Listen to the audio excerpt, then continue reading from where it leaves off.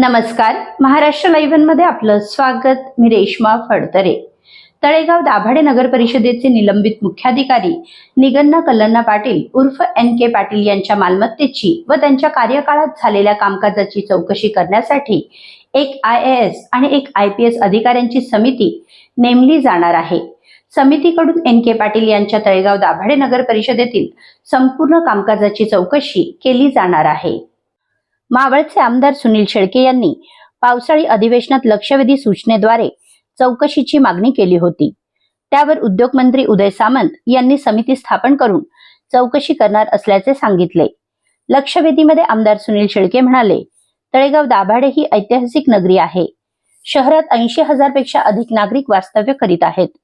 नगर परिषदेचे मुख्याधिकारी म्हणून NK पाटील मागील 1.5 वर्षापासून काम पाहत होते। त्यांच्या कार्यकाळात मागील अनेक दिवसांपासून नगर परिषदेतील अधिकारी कर्मचारी मुख्याधिकाऱ्यांबाबत तक्रारी करत होते। अधिकारी कर्मचारी ठेकेदार यांच्याशी पाटील यांचे अर्वाच्य भाषेत बोलणे, महिला अधिकारी कर्मचाऱ्यांसोबत असभ्य वर्तन करणे असे प्रकार घडत होते।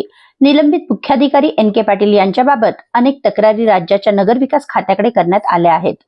दरम्यान NK पाटील यांनी मद्यपान करून गाडी चालवून तळेगाव दाभाडे शहरात अपघात केला होता। आमदार सुनील शेळके यांनी विधानसभा अध्यक्षांकडे तक्रार केली। तक्रारीला 3 महिने झाले तरी त्याबाबत सकारात्मक तोडगा निघाला नव्हता।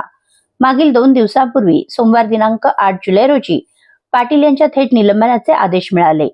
मात्र NK पाटील मुख्याधिकारी म्हणून कार्यरत असताना त्यांच्या काळात मान्यता दिलेल्या सर्व कामांची चौकशी करावी, त्यांनी स्वतःच्या आणि नातेवाईकांच्या नावावर घेतलेल्या मालमत्तांची चौकशी करावी अशी मागणी शेळके यांनी लक्षवेधीद्वारे केली आहे। यावर राज्याचे उद्योगमंत्री उदय सामंत यांनी उत्तर दिले। मंत्री सामंत म्हणाले की मुख्याधिकारी NK पाटील यांनी तळेगाव दाभाडे शहरात दुसऱ्याची गाडी घेऊन अपघात केला, तसेच त्यांच्याबाबत अनेक तक्रारी शासनाकडे आल्या होत्या, त्यामुळे त्यांच्यावर निलंबनाची कारवाई केली आहे। एक IAS आणि एक IPS अधिकारी यांची समिती करून NK पाटील यांच्या कार्यकाळामधील तळेगाव दाभाडे नगर परिषदेतील संपूर्ण कारभाराची चौकशी करण्यात येणार असल्याचे मंत्री सामंत यांनी सांगितले।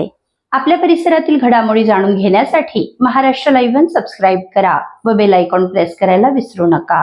धन्यवाद।